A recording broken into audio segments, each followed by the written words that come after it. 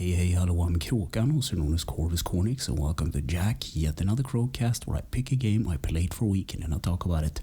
This week's game is Silent Hill 2 Remake for the PS5. It was released in 2024 and it's a psychological horror game developed by Bloober Team and published by Konami. And also will be spoilers up ahead just so you know, but first a little backstory.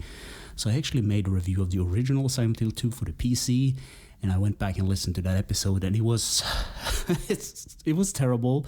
I've improved since then, but it was kind of cringe listening to me ranting on them, and I didn't know what I was talking about then. But on another note, I actually gifted this game to a friend of mine called Kami, or Kommissarien, a Swedish streamer. I also watched some other people play the game, like Kia and Call of Cthulhu, also known as Adam. And I watched and played a lot of this game this week, so I'm happy to get into it. So before I start to talk about the game, I need to address something. This is my interpretation of the game, and I know people online have analyzed this game to death at this point. So this will not be one of those videos. And actually, this is my third time rewriting this script. And actually, yes, I do write with a pen and paper. So when you start up the game, you get a bunch of logos and then the main screen where you can pick new games, settings, credits, and exit. And believe me, there are a lot of settings to the point of ridiculousness. Everything from site color, sizes, to icons and text displays. But my favorite part of this is the filters. So you have the original filter, which is kind of vibrant, and then you have the 90s filter, which looks like the original game more or less. And if you pre-order this game, you get the bunny mask. So James has these different masks at the start of the game that you can pick. A bunny mask, you can have a pyramid mask, and a dog mask. So it's just funny, ridiculous stuff. And if you order the deluxe edition, you get a whole lot more stuff. So the game starts at the road-stop bathroom where the main character, James Sunderland, is standing in front of a mirror, and he's shaking, he's trembling, he's sweating, and he came to Silent Hill because he got a letter from his wife. But the strange thing is that his wife has been dead for 3 years. So this is just weird. He came to Silent Hill to figure out what's going on, I guess. And once James is done in the bathroom, he goes out and leans over a railing and have a look at the view. And this game is gorgeous. It's almost photorealistic at some points. And then you get to play. So James arrived to this place via a car, and I figured, like, can you walk back the way you came? And of course I tried that, and I got a trophy for trying to leave, because leaving would mean no game. So you can get a map of Silent Hill in James's car, and you realize you can't move up ahead because the road is blocked for some reason. So you're forced down a forest path, and eventually you will lead up in a graveyard where the fog kicks in. And a creepy thing about this graveyard is that it's kind of flooded.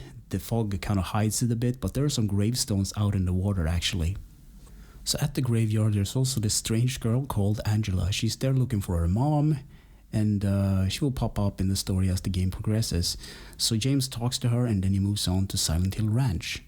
And he needs a key to progress, so you walk into this shed through a window, so you learn about, this like a tutorial section, you learn how to interact with things and whatnot. So you get the key and you move on to the Silent Hill itself.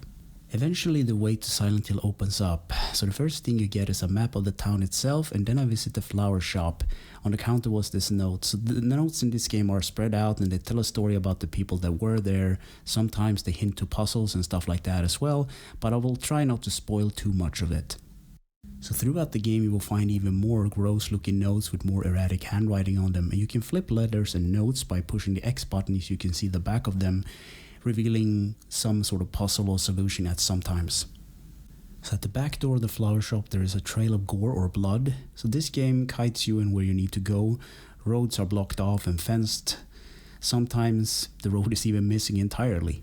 So brilliant thing about the map is that James has a red pen and he takes notes. So he takes notes of interest like a jukebox or a closed door, a passageway where you can go, which doors are locked and not, where you can find save points, which is marked with these red kind of squares. So it's a good thing. And once he's done with a puzzle, he just crosses it off. So an example of this would be if James finds a note with someone writing a code, or like you can find a key in the cupboards or whatever, and he will mark that on the map as well. And eventually the game will trigger a cutscene where James sees something in the fog, and of course he follows it. So at this point James hasn't seen a single soul in Silent Hill. The whole thing is fogged up and he's looking for someone. So he followed this thing into an alleyway and through a garage door, and the garage door almost crushes him, it falls down. So he moves into a department area and he finds a radio, and the radio in this game is like a static thing where if monsters are near, the thing will buzz.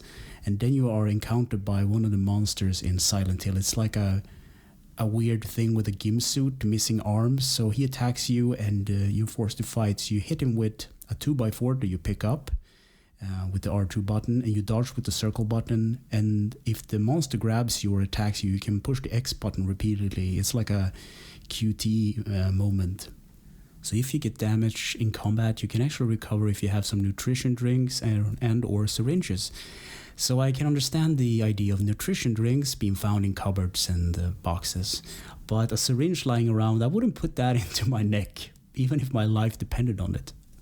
Another core part of Silent Hill is opening up, so it's time to explore, marking things on a map of interest and, locked doors and puzzles. So in the game settings, you can change the difficulties of the puzzles and combat at almost any time, I believe. And I had some problems getting into the dodging mechanics, and I lost a lot of nutrition drinks and syringes. But after a while, I figured out that I couldn't just blindly dodge things. I had to wait for the monster to attack, and then I could adjust what to do. So you can use James' 2x4 to break into windows to get into certain locations. And a nice thing about the health is when James is actually really hurt, his walking cycles change and his jacket gets bloody. And a cool thing about the PS5 controller is that if you are full health, it glows green. But if you're in danger, it glows red and it starts to blink.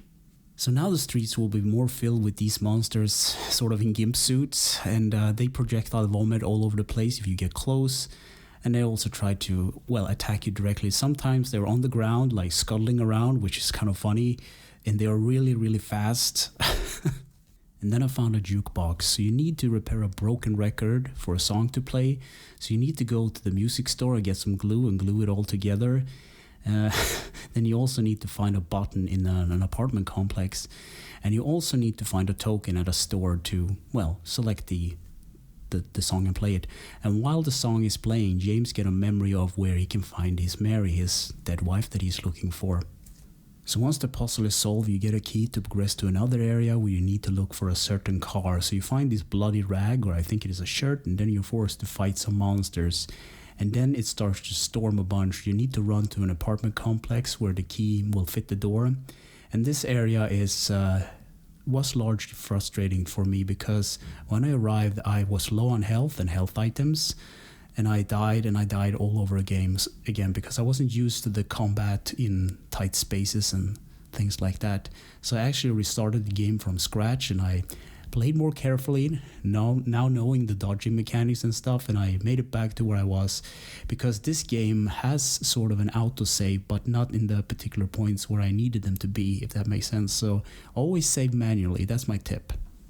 So at the bottom floor of this new apartment complex, there's this machine that needs coins to this like a puzzle where you need to place 3 coins in 5 slots and you get clues on where to put them. But first you need to find these coins, and they are throughout this complex. You go up fire exits and ladders, you go through windows and you explore the rooms. And here's where you're introduced to one of the more annoying enemies of the game. They're these mannequin legs, but think they have like 2 mannequin legs, one up top and one at the bottom. And they hit like a truck and they like to hide. So once you get the gun and the flashlight, you can start to explore. But then I learned a very valuable lesson. You always want to creep around the corners with your handgun drawn, because they will just hide in the corner, and it's ridiculous to some point how much damage I actually took. And eventually you will run into Eddie. So you walk through this corridor and you hear someone vomiting. And you enter a room and a bathroom and you find him puking there. So it's not really stated outright, but I think he killed the guy in the kitchen. So James talked to him a bit and he locks himself back into the bathroom.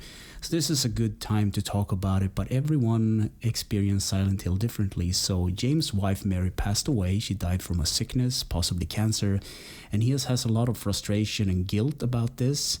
And his sexual frustration is kind of reflected in the enemies, because lots of the enemies have legs, and it's sort of a weird thing, I guess.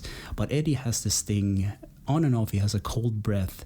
And I think his version of Silent Hill is like cold, and Angela kind of sees Silent Hill as everything is on fire for her. It's really weird how this kind of town more or less messes with people's mind. So in the same apartment that you found Eddie, there is an open window that you can jump out of, and you find yourself in a drain pool area. There is this baby carriage in the middle of it, surrounded by monsters, and one of the coins is in that carriage. So here is where I just I couldn't for the life of me beat this thing. I had no ammo on my gun, and I was frustratingly trying to figure out what to do. So I watched Kami play this section live on Twitch, and she actually just lured the monsters out of the pool area and took the coin and ran. She didn't even shot a single bullet out of her gun. And for one of the other coins, you need to go up top of the building and throw a pack of soda cans down a garbage chute in order to get one of the coins to, fall down because it's stuck in the garbage chute. And once you got all the coins, you solve the puzzle and you can move on. So you get through lots of areas. There's even another puzzle. I think you get another coin where you kind of move like a wardrobe thing, and you go into a room and you use your flashlight, and certain areas are light up with numbers. So there's like a poem with a safe, so you need a combination, right 13, 11 left, and I think it's like 3 numbers, and then you get a key and you get the last coin, so you can solve this puzzle.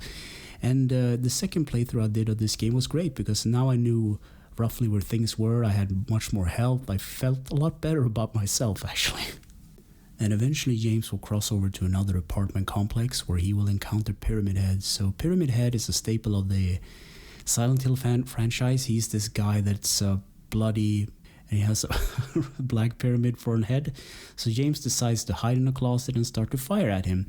But Pyramid Head ignores him and goes off doing his thing, I guess. And then the room and everything starts to change. Like the wallpaper crumbles and everything takes a more disgusting tone. And now in this rusty new world, you need to solve a clock puzzle. So you need to get the things that shows the time. I can't remember what they're called now. So you need to find the different pieces of the clock, and you do that by exploring. So you find them in certain rooms where it's one puzzle you need to stick your hand into a hole, and that's a common thing. James also needs to stick his hand into toilets and other nasty areas, and it's just bizarre and weird. So you go through and explore this apartment complex, and you find all the puzzles and pieces that you need. There's like a valve puzzle as well, and eventually I think one of the puzzles where you get one of the parts of the clock is related to moths, so you have to count the number of moths in a room, and the place is full of these creatures flying around. And then you're forced to encounter Pyramid Head, so you more or less avoid his attacks and shoot him until the sprinklers go off or it starts raining, and then he moves off. So eventually you will reach the park area where you meet Maria. So this girl looks just like Mary, but she isn't. So that leads into another thing where there's this girl that James has been encountered, this young girl called Laura. And Laura doesn't like James at all. So previously in the apartment complex, she actually kicks his hand when he tries to reach for a pair of keys to progress the story. But you'll find out that she's at the cinema, so they head down there. And there you will encounter Eddie, and you chase after Laura into the hospital section. And in the hospital section, there are a lot of puzzles and combinations you need to learn. Finding keys, there's this thing you need to go down into the basement, and it's dark, of course. You need to restore power to an elevator in order to get to a certain floor. And at this place, you'll also find the shotgun, which is an overpowered kind of... Well, a shotgun is a shotgun, right? And further on in the game, you will reach the Silent Hill historical sort of museum, where you will find out a lot more about the dark history of Silent Hill. And you walk down a long flight of stairs. You're probably underwater and everything, and you will reach down into the jail section. Here you will find a rifle I called it an owl, because the ammo types in this game has a funny scheme where the pistol has penguin bullets, the shotgun has crow bullets, and the rifle has owl bullets. So there is this bird avian kind of thing to it. So going through the section of the jail, it's dark, it's a terrible place to be. And eventually you will reach a section, you have to fight Eddie in like a freezing area. There are lots of meats hanging around, and you actually have to take him out. Then you take a rowboat, you follow some lights into another island, I believe. And now it's time for the final area of the game, the hotel. And apparently James and Mary spent a lot of time here. And this is where the game gets really sad. You find a VHS tape where you see James actually killing Mary. So he's obviously carrying a lot of guilt, and Silent Hill is pushing him basically. So there are a couple of endings to the game. I believe there are 8 of them. So depending on what you do actually reflects what ending you get. And I'll talk a little bit more about that in the Easter egg secrets and glitches section. So gameplay. James Sunderland is in Silent Hill because he got a letter from his dead wife. And that's the whole reason he's there. Control, the left stick is movement, the right stick is aiming and look. R2 is the melee attack. L2 and R2 is the gun, you draw it and aim and shoot. R1 is a complete 180 turn. L button is run, the X button is interact, the circle button is dodge, and triangle uses the health items, sort of like the nutrition drinks and syringes. Up on the D-pad is map, and the bar is inventory. Graphics. So this game was made in Unreal Engine 5, and everything in this game fits aesthetically perfect. So you have the rusty areas of the other parts of Silent Hill, the fog in the town, and it's just the whole thing. Some of the landscapes, like in the forest area at the beginning of the game, is actually photorealistic. Sound and music. Akira Yamaoka made the soundtrack for this game, and he actually made the one for the original Silent Hill 2 as well. So the way I understand it is that they kept a lot of the original tracks, and he also made some enhancement and newer tracks for this one. Another thing to note is that voice acting in this game is really, really good. So James was voiced by Luke Roberts, and Maria, also playing Mary, of course, was voiced by Salone Gunnarsdottir. And the voice acting is a lot better than the original, let's just say that. Easter egg, secrets, and glitches. So throughout the game you can find 26 strange photos, like Polaroid pictures, with a number and a text on it. And I have no idea what this is about, but it's an interesting thing to find. There's probably some clues or like a puzzle behind it, but not getting all of them doesn't, affect the ending of the game, I believe. So everyone you meet in Silent Hill sees it differently. So there's like their own kind of purgatory or personal hell. So I'll try to say what I think about different characters. So the character of James feels a lot of guilt, and we don't really know if he killed her outright or if it just Silent Hill was playing tricks on him. We know that she was dying from a strange disease, possibly cancer. He has a lot of sexual frustration. A lot of the enemies have these features in the legs and stuff like that. Angela, on the other hand, she's looking for a mom in Silent Hill, and she sees everything as if it's like burning constantly. And her father did something terrible. He's actually a boss in the later parts of the game, where you actually have to take him out, and it's a gross like amalgamation of a monster. And Eddie, he has the cold breath going on, so I believe he sees or feels Silent Hill as a cold place, possibly because he was bullied as a kid for being fat, and he's always eating something, stuffing his face with something. And he possibly killed a dog and possibly its owner, just because they looked funny at him. So he's obviously not straight in the head. And finally, it's time to talk about Laura. So Laura was a friend of Mary's. They stayed at the same place at the hospital wing. So I think Laura is dead, and that's the thing with all the characters. They're in their own personal hell or purgatory, so they might just be dead.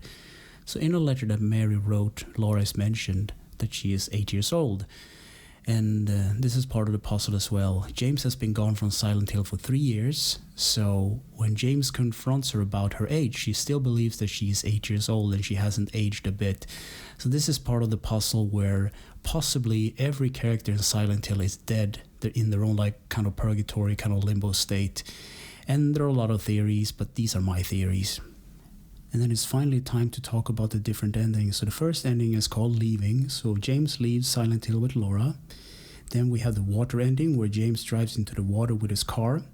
Then we have the stills ending, which is kind of similar to the water ending, where James is sitting in his car and he's waiting for Mary in the afterlife. Then we have the rebirth, something about an old god, the old gods of Silent Hill. And then we have the bliss ending, which is actually popping in the VHS tape and getting a happier version of what actually happened. In the sixth ending, Maria confronts James about what he did, suffering it, and it's like a cycle. And then we have the joke ending. So you have the dog ending. You enter a control room where a dog controlled everything from the beginning to the end. It's kind of funny. And then you have the UFO ending, where still images plays of James being confronted by his older model from the original Silent Hill 2. And it's about clones, and it's just a silly end to the whole game. So in conclusion, I wrote, yes, play it. It's amazing. It sounds good. It looks good. And the voice acting is fantastic. I don't think I have a bad thing to say about the game. I learned about the dodging and the QTE mechanics. And in my opinion, this might be the perfect remake. So yeah, I don't know. I don't want to talk anymore because I worn out my voice almost. But anyway, thanks for listening and for watching, and take care.